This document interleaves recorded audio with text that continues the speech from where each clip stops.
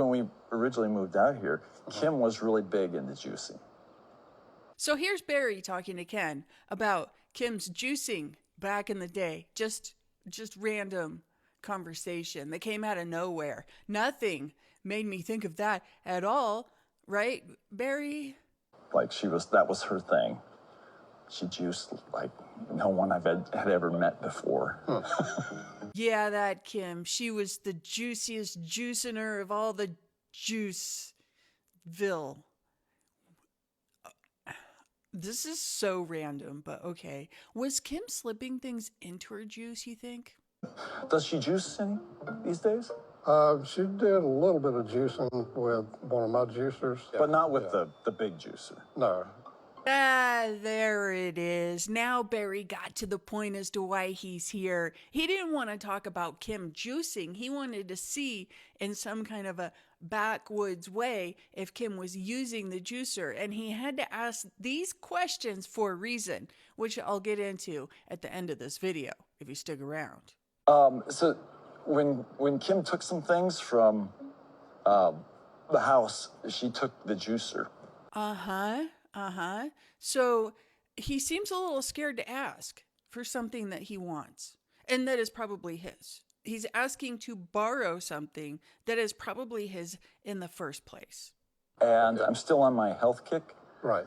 And I would like to incorporate some juicing into my routine. And I'm just wondering if maybe I could borrow the juicer. Okay, so here is Barry going to ask to borrow something that was from his household with Kim. And so he's going over and he's talking to Ken in order to get that item. Now, is he talking to Ken for the bit for the show, or is he talking to Ken because he's afraid to ask Kim for such things?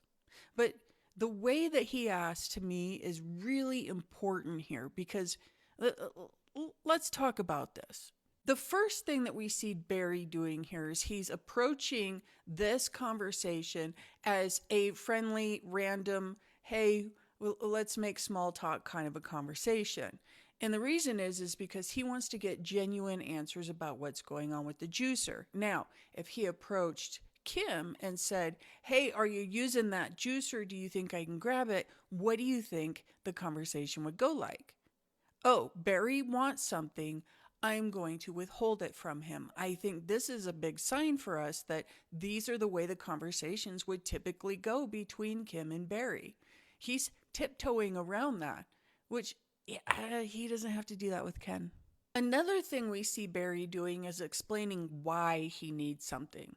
Look, we know you need a juicer to make juice. You don't need to explain why you need it.